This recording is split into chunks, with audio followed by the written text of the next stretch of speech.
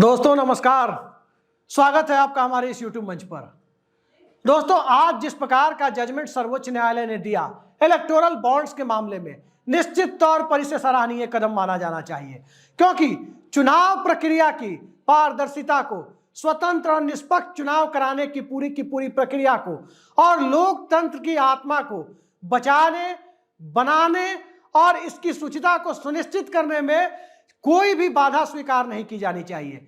चाहे वो बाधा सरकार की तरफ से ही क्यों ना हो, चाहे वो बाधा किसी बैंक की तरफ से ही क्यों ना हो, चाहे वो बाधा किसी संस्था की तरफ से ही क्यों ना हो, और चाहे वो बाधा सिविल सोसाइटी के किसी हिस्से की तरफ से ही क्यों ना हो, कहीं से भी लोकतंत्र के महापर्व की यानी चुनाव की शुचिता को बनाए रखने में कोई बाधा स्वीकार नहीं की जानी चाहिए। और आज जिस प्रकार से स्टेट बैंक ऑफ इंडिया की सारी दलीलों को सुप्रीम कोर्ट ने खारिज कर दिया और साफ साफ कह दिया कि कल यानी 12 मार्च तक सारा डेटा 22,217 इलेक्टोरल बॉन्ड जिनकी अब तक खरीद बिक्री हुई, वो पूरा डेटा चुनाव आयोग को जमा करे। और चुनाव आयोग को निर्देश दिया कि 15 तारीख की शाम तक यानी 15 मार्च तक इस डेटा को अपनी वेबसाइट पर लगाए और इस देश के आम जनता के लिए सुलभ कराए कि किसने किसको पैसा दिया और वो पैसा कहां गया। लेकिन अब सवाल ये उठता है कि सुप्रीम कोर्ट की जो मंशा है, और उस मंशा का सार्वजनिक प्रदर्शन उस दिन ही हो गया था जिस दिन सुप्रीम कोर्ट ने इलेक्टोरल बॉन्ड की पूरी व्यवस्था को ही असंवैधानिक करार दिया, उसे संवैधानिक मान्यताओं के खिलाफ माना। उसी दिन जब सुप्रीम कोर्ट ने ये कह दिया, बावजूद इसके और आज के फैसले के बावजूद, क्या सर्वोच्च न्यायालय जो चाहता है, क्या इस देश में एडीआर जिसकी याचिका पर यह सब कुछ हुआ, वो जो चाहता है, क्या इस जजमेंट के बाद वो निकल जाएगा? क्या वो जनता के बीच जो सच्चाई आनी चाहिए, आज के जजमेंट के बाद वो सच्चाई जनता के बीच 15 मार्च को आ जाएगी? लगता तो नहीं है। उम्मीद की जाती है लेकिन लगता तो नहीं है। लगता क्यों नहीं है और वो सच्चाई इसके बावजूद क्यों नहीं आ सकती है, यही मैं आज आपको बताने जा रहा हूं। तो वो सच्चाई दरअसल ये है कि इलेक्टोरल बॉन्ड्स एक ट्रांसफरेबल बॉन्ड्स है। 2017 में इस पर कानून बना, 18 से इलेक्टोरल बॉन्ड्स की बिक्री शुरू हुई और 2023 तक इलेक्टोरल बॉन्ड्स की बिक्री हुई है। कुल जमा 16,518 करोड़ रुपए के इलेक्टोरल बॉन्ड्स बेचे गए, जिसमें तकरीबन 55% इलेक्टोरल बॉन्ड्स की भारतीय जनता पार्टी के पक्ष में गए। तब सवाल यह उठता है कि बीजेपी के पक्ष में जब 55% इलेक्टोरल बॉन्ड चले गए तो पैसा किसने दिया? यही असल सवाल है कि पैसा देने वाला आदमी जेन्युइन है कि नहीं है, और उसका नाम, उसका पता, उसकी पहचान, उसकी शिनाख्त कानून बनाने वाले क्यों छिपाना चाहते हैं? और फिर स्टेट बैंक इसको किसके दबाव में छिपाना चाहता था जिसे आज सुप्रीम कोर्ट ने छिपाने नहीं दिया? और क्या इसके बावजूद एस्टैब्लिश करने में, फैक्ट एस्टैब्लिश करने में कि किसका पैसा किसको गया, इसको सुनिश्चित करने में क्या यह जजमेंट अपने आप में परिपूर्ण है? जाहिर सी बात है कि नहीं है। और क्यों नहीं है, जरा इसे समझिए। मान लीजिए किसी मोहन प्रसाद नाम के व्यक्ति के नाम से इलेक्टोरल बॉन्ड खरीदा गया। मोहन प्रसाद ने किसी रमेश प्रसाद को इलेक्टोरल बॉन्ड्स दे दिया, क्योंकि ये 15 दिन के अंदर ये इलेक्टोरल बॉन्ड्स कैश हो जाने चाहिए। मोहन प्रसाद ने किसी सोहन प्रसाद को दे दिया, सोहन प्रसाद ने किसी रमेश प्रसाद को दे दिया, रमेश प्रसाद ने फिर किसी पार्टी को दे दिया। इलेक्शन कमीशन के रिकॉर्ड में तो 2 ही नाम है ना, स्टेट बैंक के रिकॉर्ड में 2 ही नाम है, जो एक जो उसकी केवाईसी में दर्ज है कि किस व्यक्ति ने खरीदा, खरीदने वाले का नाम मोहन प्रसाद, और किस पार्टी को गया उस पार्टी का नाम, कहीं कांग्रेस, कहीं भाजपा, कहीं तृणमूल कांग्रेस, कहीं कोई और पार्टी, कहीं टीडीपी, कहीं जनता दल यूनाइटेड, कहीं समाजवादी पार्टी, या जितनी पार्टियां हैं जिनके पक्ष में गया। यही 2 नाम फैक्ट सामने आएंगे। लेकिन सवाल यह उठता है कि जिस व्यक्ति ने ये इलेक्टोरल बॉन्ड्स खरीदा, उस व्यक्ति ने जो पैसा लगाया, क्या वो पैसा उसका है? क्या उसके नाम पर किसी ने पैसा लगाया? या किसी कॉरपोरेट ने यदि इलेक्टोरल बॉन्ड खरीद कर दिया तो क्या किसी इंडिविजुअल के नाम से खरीद कर दिया? उसके आयकर रिटर्न को चेक करके कि इसके नाम पर इलेक्टोरल बॉन्ड देने से कभी जांच होगी तो पकड़ा नहीं जाएगा? तो किसी कॉरपोरेट ने तो किसी दूसरे व्यक्ति के नाम से नहीं खरीदा, या किसी सेल कंपनी के नाम से खरीद करके तो इलेक्टोरल बॉन्ड्स नहीं बजाया गया, उसे भुनाया नहीं गया।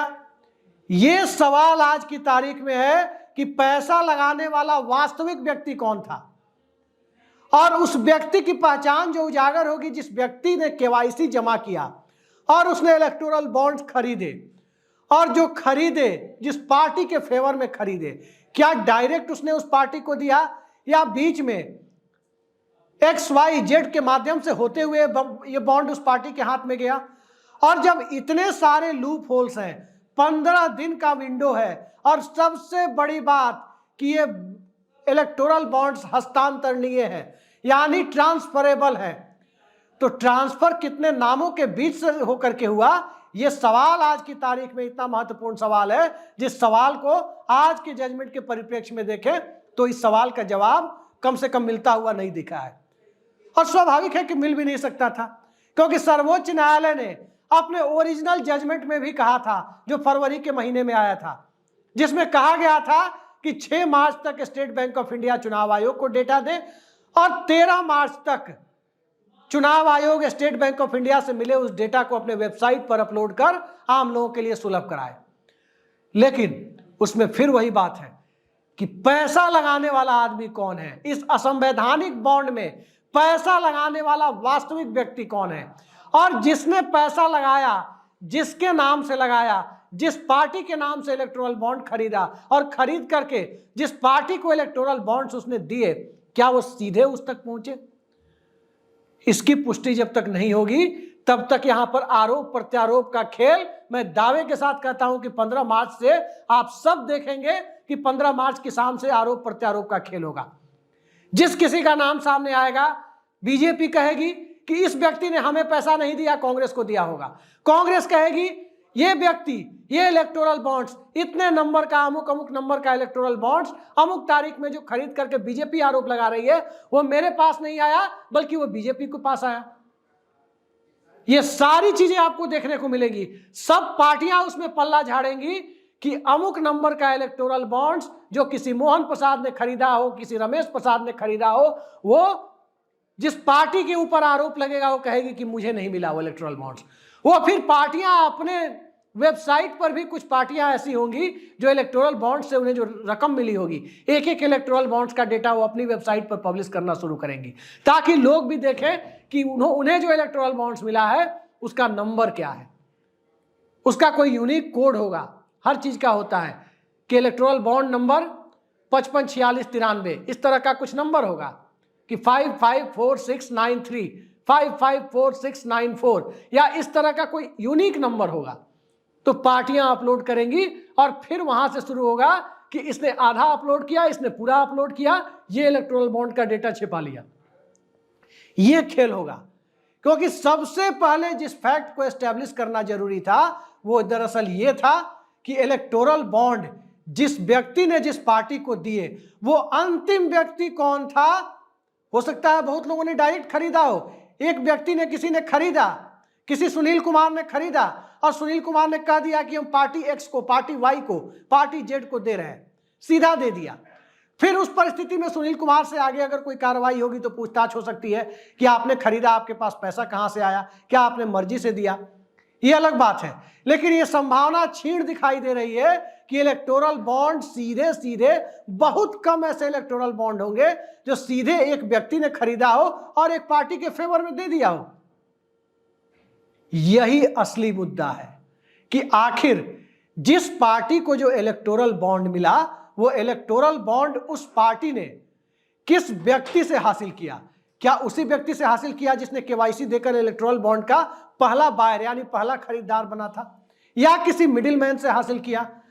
और आज की तारीख में इस जजमेंट को देखें तो इस जजमेंट से किस किस ने प्राथमिक बायर के तौर पर, यानी सबसे पहले बैंक से केवाईसी जमा कर किसने इलेक्टोरल बॉन्ड खरीदा, इतनी ही बात की पुष्टि होगी। किस तारीख में खरीदा, इतनी ही बात की पुष्टि होगी। और कौन सा इलेक्टोरल बॉन्ड कितने नंबर का किस पार्टी को गया, इसी की पुष्टि चुनाव आयोग के डेटा से होगी। यह कभी पुष्टि नहीं होगी कि उसके पीछे पैसा किसने लगाया। यह पुष्टि तभी हो सकती है जब इसकी जांच भी ईडी करे, जब इसकी जांच भी सुप्रीम कोर्ट के कोई सिटिंग जज या कोई रिटायर्ड जज करे और उन्हें सारे संसाधन मुहैया कराया जाए कि एक एक व्यक्ति को 22,217 इलेक्टोरल बॉन्ड्स जिसने भी खरीदे उन सभी लोगों को बुला करके पूछा जाए कि आपने जो इलेक्टोरल बॉन्ड्स खरीदा, आप अपनी आय का विवरण लाइए और आप ये बताइए कि आपने क्यों खरीदा, किसके कहने पर खरीदा और अपनी मर्जी से इतना पैसा आप अपनी किसी पार्टी को क्यों देना चाहते हैं। तब जाकर के कुछ हद तक सच्चाई सामने आएगी। या फिर इलेक्टोरल बॉन्ड्स किसी व्यक्ति ने खरीदा, उससे कोई स्वतंत्र निकाय पूछताछ करे कि ये इलेक्टोरल बॉन्ड जो आपने खरीदा वो सीधे पार्टी को देने की बजाय किसी थर्ड पार्टी को क्यों बेचा। फिर उस थर्ड पार्टी से पूछा जाए कि यदि अगर उसने किसी फोर्थ पार्टी को बेचा हो तो आपने उन्हें क्यों बेचा। ये इलेक्टोरल बॉन्ड्स के झोल में मैं फिर कह रहा हूं, पूरी जिम्मेदारी के साथ कह रहा हूं कि 15 तारीख तक लोग जश्न मना ले। ये इलेक्टोरल बॉन्ड्स इस तरह से प्लान किए गए थे, जिस वक्त ये कानून लाया गया था इस तरह से प्लान किए गए थे कि प्राथमिक खरीदार और अंत में जिस पार्टी को दिया गया, यही दो चीजें सामने आएंगी। और वो भी तभी सामने आएंगी जब पूरी तरह से एक 22,217 जो बॉन्ड है उनके एक एक बॉन्ड का हिसाब आपके सामने हो कि अमुक नंबर का बॉन्ड अमुक के पास गया, अमुक पार्टी के पास। और इसके अलावा कोई तीसरा फैक्ट इसमें, यदि कोई सेल कंपनी का मामला आ गया तो मामला दूसरे डायरेक्शन में जाएगा। अदरवाइज कोई तीसरा मामला इसमें अगर साबित करने की कोशिश होगी तो कम से कम इस सिस्टम में और इस जजमेंट के बाद वो साबित नहीं हो सकता। हां, सुप्रीम कोर्ट के जजमेंट से एक बात जरूर हुई, असंवैधानिक सुप्रीम कोर्ट ने करार दिया खरीदार और अंतिम उपभोक्ता जो इलेक्टोरल बॉन्ड्स की जो पार्टी है उन दोनों के बीच यह बात जरूर स्पष्ट हो जाएगी कितने लोगों ने कांग्रेस को दिया। पैसा तो आपको भी पता है कि कांग्रेस को कितना गया, बीजेपी को कितना गया। कितने लोगों ने कांग्रेस को दिया और कितने लोगों ने बीजेपी को दिया, कितने लोगों ने किसी तीसरी चौथी पांचवी पार्टी या जिस पार्टी को दिया उसे दिया। यह कभी एस्टेब्लिश नहीं हो पाएगा कि उस व्यक्ति ने जो बॉन्ड में पैसा लगाया वो उसका अपना पैसा था, अपनी मर्जी से लगाया, या उसकी आर्थिक हैसियत उस बॉन्ड में पैसे लगाने के लायक थी। सारा खेल बीच का है। और बीच के इस खेल को समझने के लिए जरा इसे भी देखने की कोशिश कीजिए कि इलेक्टोरल बॉन्ड कानून जब लाया गया था उस वक्त वित्त मंत्री कौन थे? अरुण जेटली थे, कानून के जानकार, बड़े वकील। स्वाभाविक है आज जो सुप्रीम कोर्ट में हुआ है यह हो सकता है किसी दिन, इस बात की आशंका तो दिवंगत अरुण जेटली साहब को जरूर रही होगी।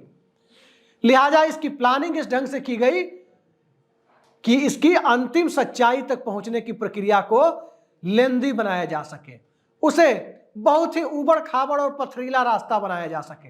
वरना क्या जरूरत थी कि इलेक्टोरल बॉन्ड में ट्रांसफरेबल यानी हस्तांतरणीय शब्द जोड़ा जाता। आखिर ट्रांसफरेबल बनाने के पीछे क्या मंशा थी उस वक्त जिस वक्त इलेक्टोरल बॉन्ड आया?